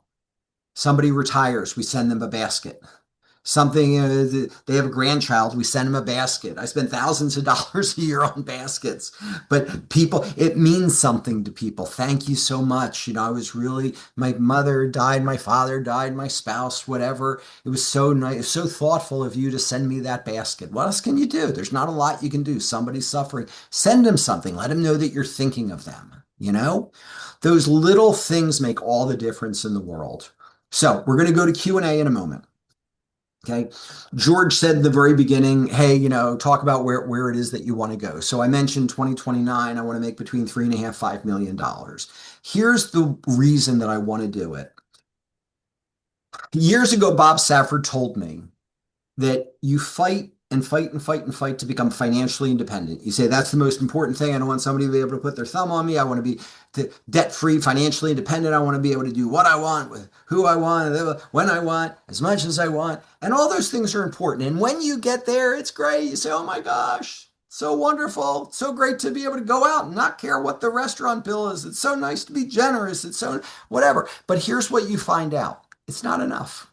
It is for a while, but eventually you find out that having enough money for all of your needs is not enough. Financial independence is amazing, but there's something above it. Financial impact, helping others, impacting others, helping the people that you love. Marie and I have a couple families, friends, that we're going to pay their mortgages off. They don't know this. And this is going to be a big surprise for them. And it might be a little fight, but we're going to do it. I have a childhood friend who got himself into some trouble financially, and he's older and he's not in great health at this point. And I said to him, I said, look, you got to sell your house. You got to downsize. I go, you got to take cash out of the house, equity out of the house. I go, it's in a sinking ship. And I hung up the phone and I spoke to Marie and I called him right back and I said, I got something different for you. I said, you're going to sell your house, then you're going to rent an apartment. You're not going to buy a new house. And I said, Marie and I are going to pay for your rent for the rest of your life. I go, now you can take all the money from the sale of your house and that'll handle everything. So now you'll be fine. You won't have any issues and we'll pay your rent forever. I'm working on a documentary right now. There's some things that are very important to me. And so I'm working on a documentary. I'm not going to talk about it, but I'm working on a documentary. I have a producer. We're looking for a director. I have to put up 6 figures in order to be able to get this thing launched. I'm not doing it to make a penny. I'm doing it because it's something that's important to me. We've been able to help our family in amazing ways. It's about making an impact. And I can tell you, each one of you on here can go from where you're at to $1 million of income much faster than you realize. Much faster. I don't mean in a month, but much faster. The last tip I'll give you before we'll go to Q&A is you should be interviewing your book of business. Okay, so what do I mean by that? I have a woman on my team, Maria Naylor. Maria Naylor was at $120,000 of rolling 12 income, or $130,000 of rolling 12 income maybe 5 months ago. She comes over to my house during the summer. We have a little pool party. And I said to Maria, I said, what are your goals? And she goes, well, I want to hit 200,000 sometime next year. And I said, well, you should hit by the end of the summer. She goes, well, what do you mean? And I go, look, we'll do a Zoom together. I'll show you where the opportunities are. So I say, show me your book of business. So she starts showing me different clients. And I go, here's how you want to look at your book of business. Ask yourself this question. If I was meeting this client for the first time today, would I still have the same recommendation?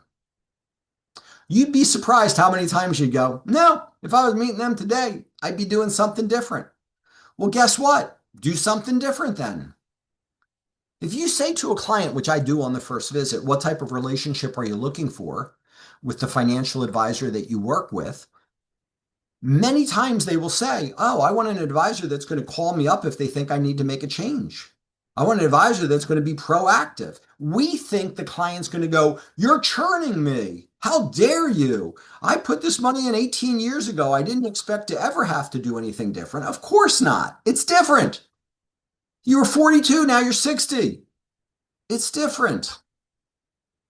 So think about that. We didn't have buffers. Maybe they need income now. They didn't need income at the time. Maybe you have a 65 license. There's things we can do on the managed or SMA side that we couldn't do before. Maybe they want to downgrade their risk, lower their fees with a buffer annuity. There's lots of things that maybe they don't want to be in the market. And you can do the Lincoln thing, right? Doesn't cost a penny. You can't lose a penny. And if it's up a penny, you make 8.5%, right? It'll take 4 seconds to say that. So there's so many different things, but you have to interview your book of business. So I said that to Maria, end of the summer, she was at 200,000. William Espinalis is actually a networked guy. I work with him anyway, even though I don't override his securities piece of the business, but he was in the low hundreds and now he's over 200,000. He made 80 something thousand dollars in a month because I said, here's how you look at your book of business. And he went through it and all of a sudden he found all these opportunities. Go through your book of business. There's opportunities everywhere. Look at people 59 and a half. If you've never asked about an in-service and say, hey, I'd like to do a call with you just to verify the rules to your 401k.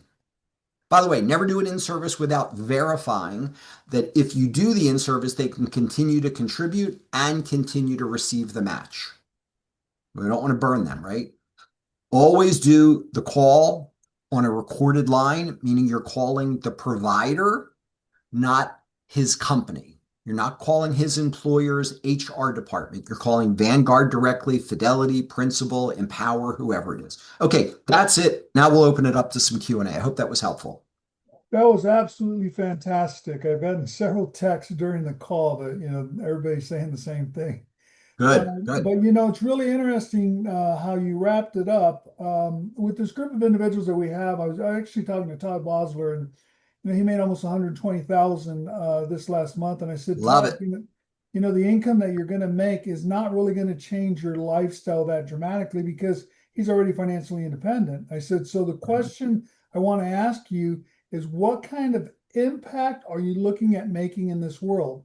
With that being the reference, you can't make enough money. There is just so much need that exists in the world. Yes. So I'm really glad that you said that because it pre-frames the fact of I want to make $1 million. My question is always why? Because if you don't have a strong enough why, you're just not going to do it. So it was really interesting to hear everything that you said. I mean, obviously I read the book, so you wrote the book because you just repeated almost everything from there. But it is just unbelievable to see the things that you've done. I've talked to people about doing quantum leaps. That's why I asked you the time frames in which you went from 300 to 750 to 1 million, because I want to make sure people are clear.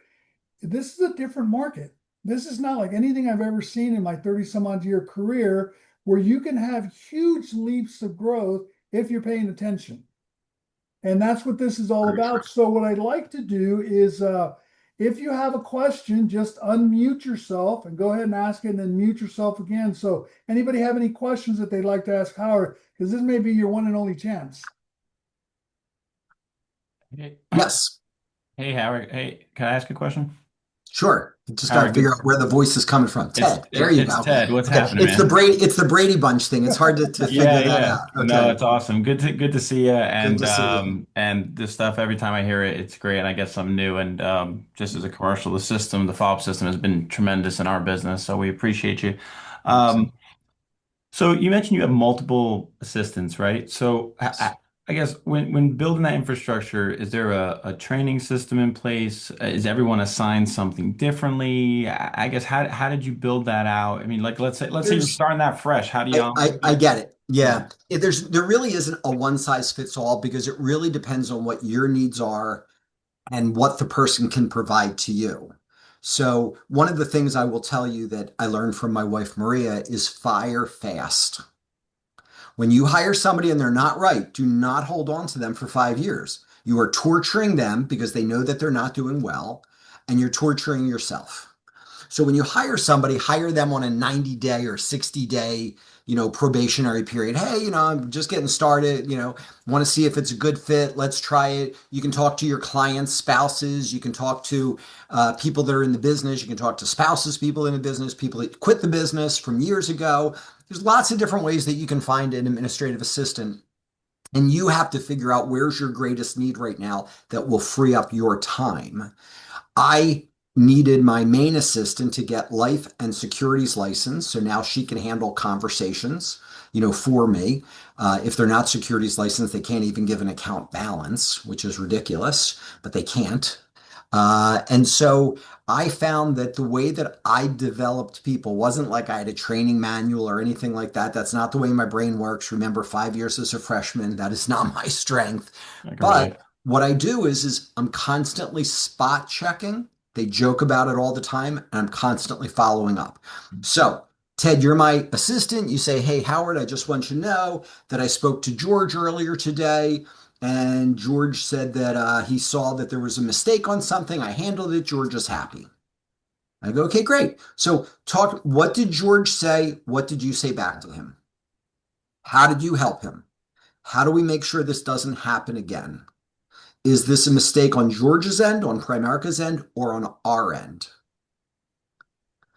A lot of times, and by the way, I literally do this every week, to one of my assistants, I'll say, write this down and say this exactly this way in the future. I am constantly training my assistants, and I'll give them terminology. I have them give me credibility. Call up the client and say this. So they'll call up and say, hey, Jay, Howard asked me to give you a call. It turns out that there was a mistake on your name. Your name was misspelled on the application, where when it was inputted, it was wrong. Howard caught it. He fixed it. Just wanted you to know. Now, that's very different than Ted calling Jay and saying, hey, I work with Howard. I caught a mistake. I fixed it. Okay. Nobody's going to refer me because I have a great assistant. So the assistants understand that they have to protect the crown. The RVP is the crown, right? They have to build up the RVP. Oh my God, you're going to love working with Howard. All of his clients love working with him. He is so good. Listen, Howard would never tell you this, but he was just asked to speak in front of 1,000 financial advisors. Howard just did a Zoom call with 100 people on the call. They constantly give me credibility because it makes it easier. Credibility equals influence. Cool. I have a quick question. Sure, Howard. please. Thanks, bud. Oh, sorry, George. Yes. How many assistants do you have, and what What are their capacity roles? do they help you? Okay, so Christina's my main assistant. Christina's fully fully licensed in everything, including mortgages. And I run everything through Christina. Originally, I was like, oh, I'll have one person do this, one person do this, one person do that. But it's too much. So now I just have one person. I talk to Christina. She's got to make sure she gets it done. So then I have Mary. Christina's full-time, Mary's full-time. Mary is like Christina's assistant. Mary's life license, but not securities license. So Christina will say, I'd like you to do this. And then Christina's responsible for following up. I'm not. I can make a call to Christina. She knows everything that's going on. Then I have Sophia. Sophia works part-time, 20 hours a week. And Sophia comes in and all she does, actually, I guess that's not 20 hours a week. What am I saying? She works 12 hours a week, 3 days, 4 hours at a time. And she makes phone calls. And that's it. Just 90-day follow-up phone calls for me, 90-day follow-up phone calls, And then I had my son working for me part-time, just scanning securities files. So we finally this was like a 12-year process, but we finally literally finished scanning every single client file that we had in paper is now in CRM. And that means that I can be anywhere in the world and I can be on a cruise or whatever, and I can pull up a client file and still talk to somebody intelligently. So it makes my life a lot easier. Beautiful. Go ahead, Basil. Hey, Howard, thanks for this morning. Quick question. Yes, of course. For someone who's new, embracing this whole system of assistance and whatnot, do you suggest that we personally, like myself, get really good at it first, meaning taking the time to follow up, create a system, and then teach it? Or should we just right away hire people and kind of train them as we go? Is everybody on here a vice president? Should be. Okay. Everybody should have an assistant. You should have an assistant like yesterday. Okay. Just look. Now, you might start somebody 10 hours a week, and you'll start to gradually, as they know more and can do more, you keep, giving them a little more and more and more. My main assistant, I hired her $10 an hour, 10 hours a week years ago. She was the spouse of somebody that was in the business. And we lost somebody and we said, hey, you want to work for us part-time? And she said yes. And she was super sharp and we just kept increasing her pay and increasing her hours, with that. But yes, you want to start doing it immediately. Again, I don't care if you buy the book or if you don't buy the book. Okay. Again, I don't need the $3. But in the book, I specifically talk about how having an assistant gives you credibility. If every time they call, you answer the phone, they're working with a small business. If you say to the person, listen, I'm going to have one of my assistants reach out to you and help you with this. I'm going to have my main assistant. I'm going to have my personal assistant help you with this. They go, wow, okay, I'm dealing with a company. I'm dealing with a business, right? So it's more substantial. Howard, how early on in your career did you actually take on an assistant? Unfortunately, not nearly as soon as I should have. I started in 84 and I probably got my first assistant in 89, probably in 1989. It was probably 4.5, 5 years into my career. Now, Jim Meyer told me that when he was a district, he had an assistant, Yeah, I was a regional leader. Obviously, my personality is I'm a A-type personality, so I was always going and blowing. Yeah. So at one point in time, I actually had two assistants. One of them did my personal issues. Car needs to go to the shop. I need to go to the DMV. I need Right. to go to the bank, go to the post office. And the reason that this is important, and I think it really goes back to your intentions. How serious are you at going to a new level? Because it's either a cost or an investment. If you're going to stay the same, it's a cost. If you're going to grow, it's an investment. It's Right. as simple as that. I mean, I just took on a new accounting firm that charged me 4 times as much as my last one, but they saved me a couple $100,000 in the course of a couple of years. So again, not a cost, it's an investment. So you be the judge of it. And I honestly, and I think, Wait, just by chance, is your CPA's first name Phil? yes. Like, Yeah. Hey Hey, man, great minds think alike. George, Yes, sir. can I just tag on that? It's just so funny. You just reminded me that when we were coming up in the business, we had our first part-time office manager working out of our house when we were division leaders. And I don't know where I got brain damaged, but thanks to this group and you guys leading the way with getting, staff in place and Howard's book.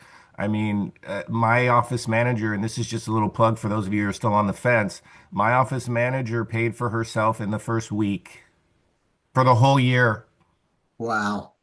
So, Wow. guys, Awesome. I love don't that. hesitate. Please don't hesitate. It's costing you so much money. I can't tell you how many times a day I tell my wife, I'm so glad I found Kathy. Thank God for Wendy finding Kathy for me because I don't know where my life would be. Like Yes. really. And so you guys got to pull that. That's the first step in, I think, this process for sure. Very true. Okay, any other questions?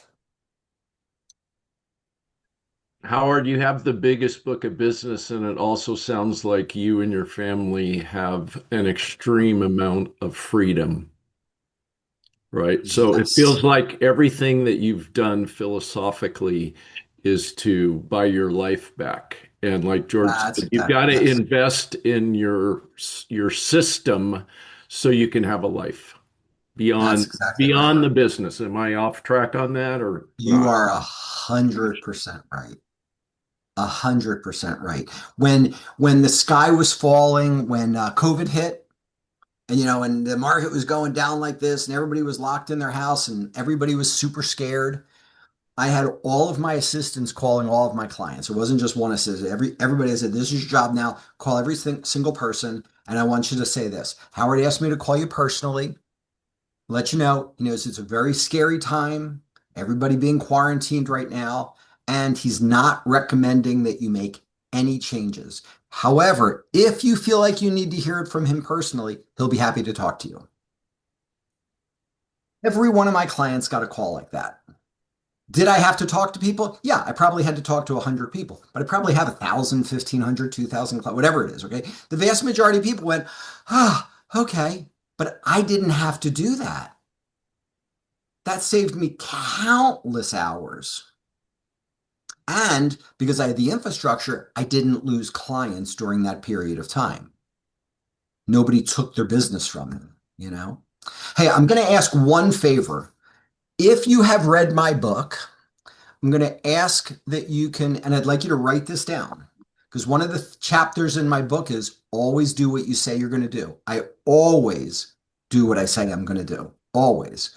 So I'm going to ask you, if you've read my book, to go to Amazon and to write a review for me. Only if it's going to be 5 stars, okay? If you didn't like it, we never had this conversation, okay? Hey, But Howard, I just hit the purchase button like 30 seconds ago, my man. So I'm gonna definitely put perfect. a review. Awesome, awesome, awesome. That's wonderful. But it'll certainly make you money, I promise you. But please leave me a review because I have like 300, I don't know, 40 something reviews that I'm like at 4.9 stars. But that's the way to thank me because it gives me credibility. When my clients go on, when they're referring their brother and their sister, and they go, let me see who this guy is, and they type my name in, it shows up and they go, oh, this guy knows what he's talking about. So I feel like that. So I'm always happy to help people in Primerica, but I feel like that would mean a lot to me if you would help me. So can you all help me with that? For sure. Yes? And Okay, just to be thank you. clear, the I title of appreciate his that. book is 10 Common Mistakes financial advisors make and simple ideas to avoid them. It's a workbook. It's not one that you'll read one time. You'll use it as a reference guide as well. Exactly. And you can literally just type my name into Amazon. There you go. Yeah, you can just type my name into Amazon. You don't even have to know the name of the book. Just put Howard Lashner in it. It'll show up. Thank you, Ted. Okay, Dawn, you have a question? Yeah, thank you so much. Your book is awesome.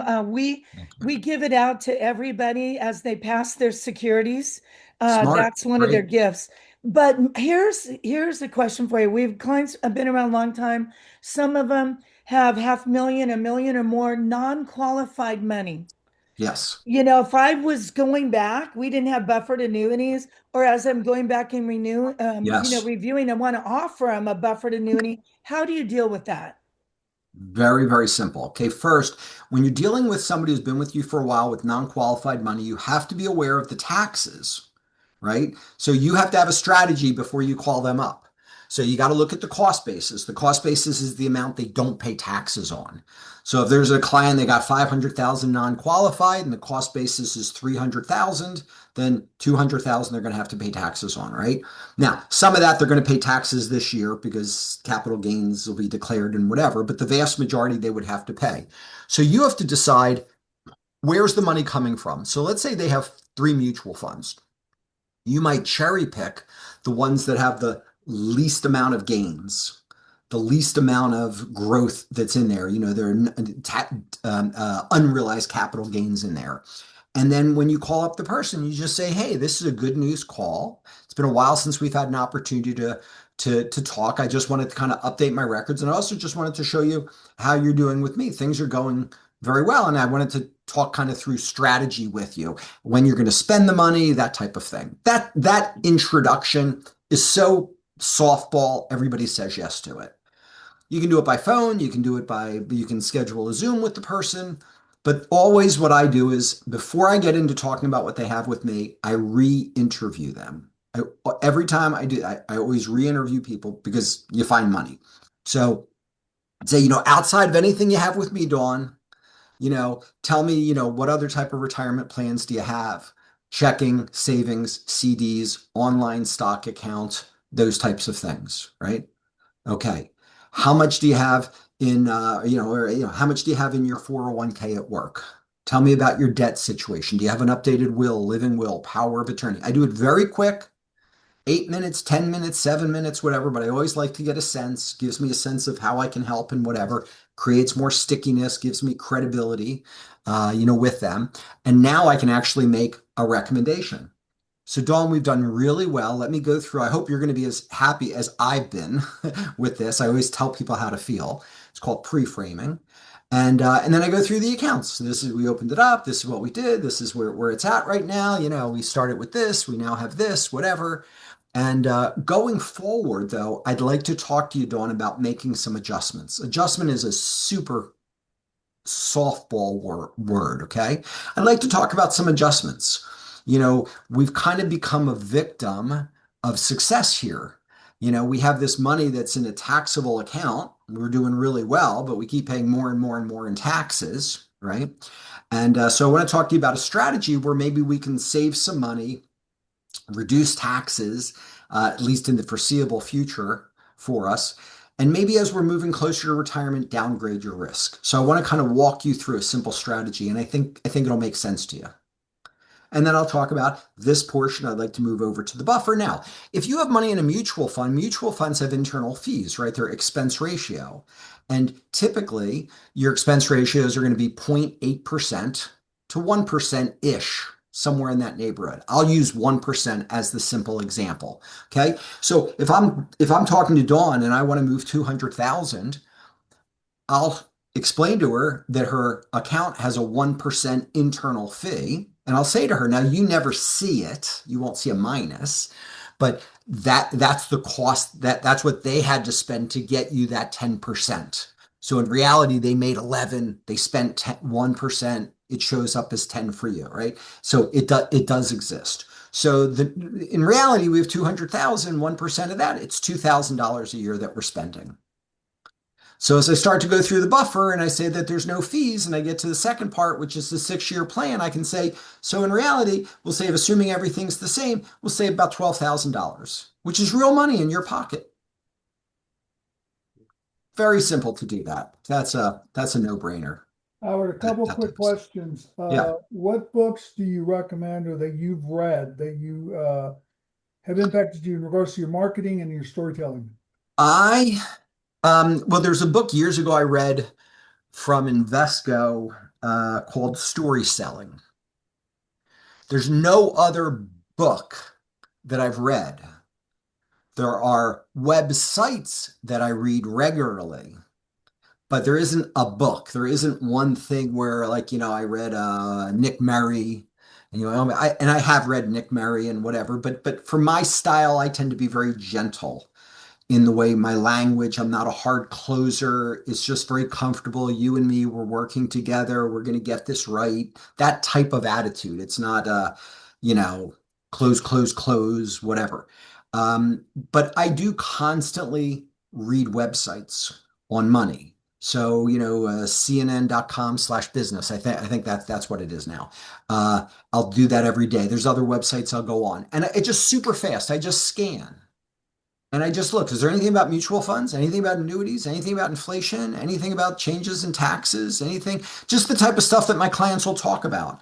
And if every day you just scan articles, you start to get a sense of things, 5 years later, people consider you an expert, because you've looked at thousands of articles over that period of time, right? And so it isn't like I read a book and I talk to the wholesalers. I'm constantly asking them questions. I'm constantly talking to them as if I'm a skeptical client with lots of objections. Well, how would you handle this? How would you handle this? What if this happens? What if that happens? Um, so it's really just a combination of me talking, to a million people over the years and getting my questions answered and reading articles. It really isn't a book other than story selling. Story selling was very, very powerful for me. And I use that all the time. And I use that today when we were talking. Okay, any last questions, anybody? Howard, I would have one. Sure. You Wait, probably who's had, talking? There we go, Rick. Okay, good. yes, you probably had some good experience and some bad ones in your life on buffer annuities. What companies do you like for them that you've had good Okay. experiences? First, I've never had a bad experience on a buffer. Okay. The buffers are very vanilla, as long as you understand it. I've done a huge amount of business with Equitable. I've done a huge amount of business with Bright House. I have over $100 million worth of business with Lincoln now. They're thrilled. I think I'm number one in the entire Lincoln world there. Corebridge started, 14, 15 months ago. I am far and away number one with Corebridge. I do everybody. So here's my attitude. And I'm really glad that you brought this up, Rick. I hear people all the time say, I'm loyal to. I'm loyal to Invesco. I'm loyal to this company. I'm loyal to that company. Okay. I don't like that. I'm loyal to my client. If somebody sat with my parents, I would not want them to recommend an investment because the person took them out to, a lunch or paid for a golf meeting or something like that. I want what's best for my parents. So when I sit with a client, it's very personal to me. I'm loyal to my client. Whatever I think is best for the client, that's what they're getting. And every wholesaler knows that about me. They go, hey, Howard, we'd like to buy you dinner. We'd like to do this for your tea and that for your tea. Oh, that's fine. But it's not going to generate any more business for you. I just want you to know that, okay? I meet with Bright House. Bright House goes, how can we get more business from you? Raise your cap rates. Be more competitive. Is there anything else? No. I don't need administrative help. I don't need sales help. I want a better thing for my client. It's like refinancing a mortgage, right? If there's 10 different places, you're going with the lowest rate, including fees, right? So I'm always just saying which one's best. And the thing is they're always changing. So there were times that Equitable was king of the road. There was times it was Corebridge. There was times it's Lincoln. There were times it's Bright House. And so I just look at today, if I do business with, like I did business with somebody earlier today, and it was, who do I think is best as of today, as of this moment? and they get a lot of business and they're thrilled and they think it's because I love them. And then all of a sudden they change something and somebody else goes ahead and I have nothing to do with them for 6 months or 8 months or 10 months. And now I'm giving business to somebody else. So I'm always moving back and forth with this stuff. Well, Thank you. Howard, in Thank you. closing, the last thing I wanted to ask you in the last couple of minutes that we have, Yeah. I think it's Hey, really George, important. George, before you do that, Go ahead. George, before you do that, I just have one easy question, Howard. Thank you. But Go ahead. do you ever use dual direction? I used it once and I regret using it. So the Why? reason Yeah, I okay, regret thank you. using it, isn't that there's anything wrong with dual direction, but it's more of like a trick play and it complicates the story. And so I can say 1, 2, 3, right? No fees, 6-year plan, make up to 100%, 20% downside protection. I'm done. The moment I go into dual direction, it's a much longer explanation. It's harder for the client to remember. They misremember a year later, 2 years later. They go, didn't you say it works like this? And then I'm back going, no, it works. So there's some hassles with it. And in the end, it doesn't really make a very big difference. Hey, the market was down 3%. Instead of getting zero, I got 3% over 6 years. Really? That's what I'm going to brag about? That my client got a 0.5% a year instead of zero? That's not the differentiating factor for me. So I like 20% buffers. I don't like 15% buffers just because the historical thing. So I like to make sure that my clients got a lot of protection, a lot of downside protection, and and whatever the max they can make is fine. Great question, Chris. Well, Howard, this was fantastic. The 2 hours just zipped by. We got pages of notes. This has been recorded, so I'll go ahead and get it to the individuals that asked for it.